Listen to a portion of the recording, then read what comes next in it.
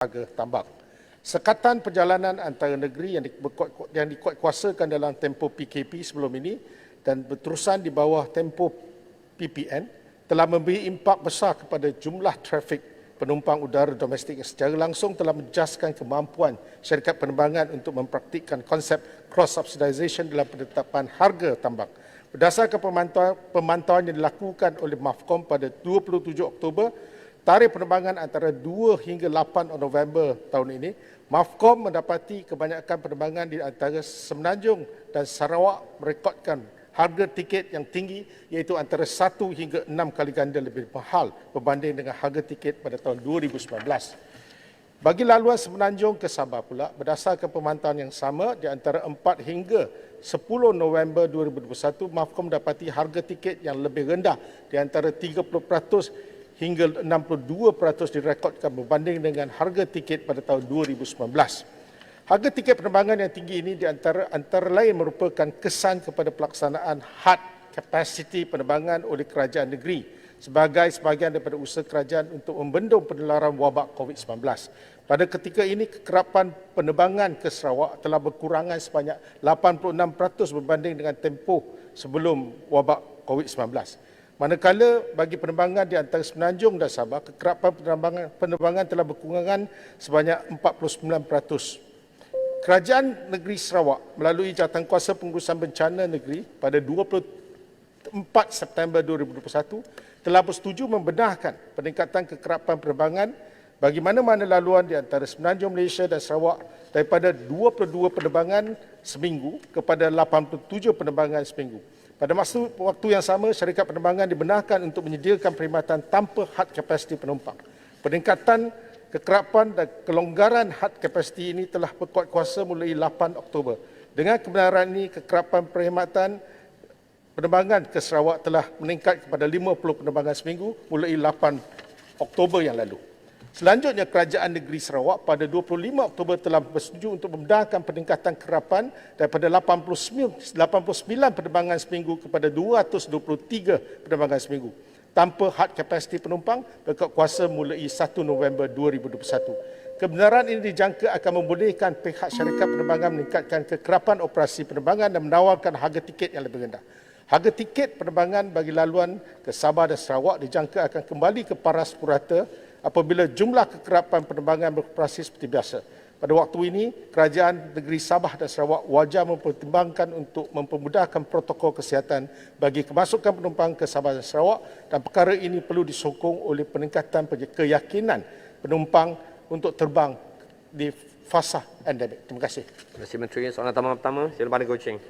Terima kasih Yang Berhormat Menteri. Saya meneliti jawapan Yang Berhormat Menteri. Saya memang faham mekanisme cross-subsidization ini, tetapi bagi saya dalam zaman pandemik ini, kerajaan haruslah lakukan lebih banyak. Kerana bagi saya tidak adil kalau kita pass the cost kepada pengguna. Terutamanya pada masa ini, sekarang kita memang semua susah. Jadi soalan saya, apakah langkah-langkah kerajaan yang boleh dilakukan lebih banyak untuk membantu isu ini? Selain itu, satu isu yang sangat teruk sekarang adalah jadual penerbangan selalu bertukar-tukar. Kita beli tiket tu hari ini, lepas tu tukar retime to tomorrow, retime to the next day. Ini satu isu yang sangat penting dan sangat membebankan pengguna. Soalan yang terakhir, berzaman PH bawah Yang Berhormat Seremban, beliau telah berunding dengan syarikat penerbangan, ada tiket khas dengan harga yang khas pada musim perayaan. Saya rasa sekarang Deepavali nak tiba, Christmas, Tahun Baru, adakah kerajaan sekarang bercadang untuk berbincang dengan syarikat penerbangan untuk mewujudkan satu tiket harga khas untuk musim perayaan ini? Sekian, terima kasih. Sila Menteri, 2 minit 30 saat. Terima kasih. Ada 3 soalan dalam soalan tambahan tadi. Yang pertama tentang harga tinggi. Bagaimana intervensi oleh pihak kerajaan?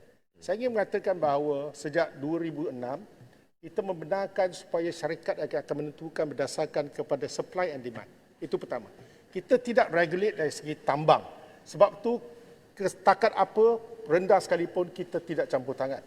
Dan sebab itu sebelum pandemik berlakunya saingan yang hebat.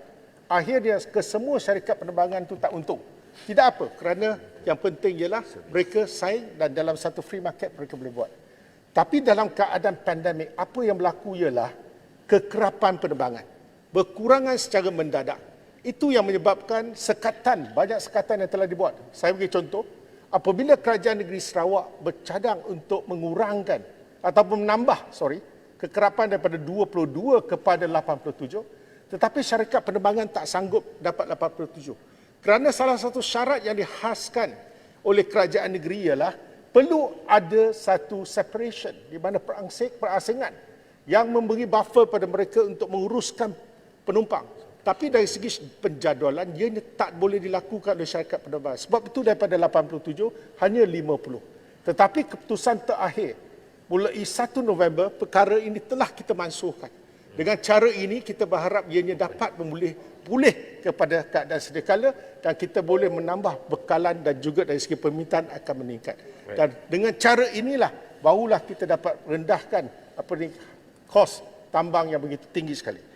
Kemudian dari segi jadual yang bertukar-tukar. Oleh kerana frekuensi sekarang tidak banyak.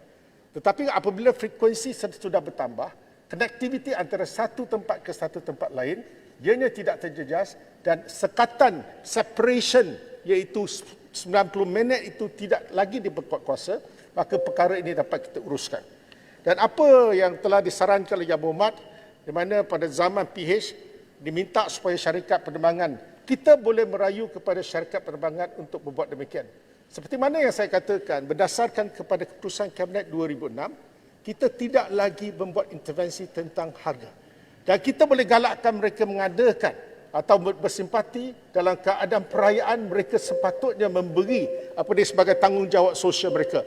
Dan itu boleh kita teruskan. Tetapi terpulang kepada keputusan yang akan dibuat oleh syarikat penerbangan yang rata-rata menghadapi kerugian besar disebabkan oleh pandemik.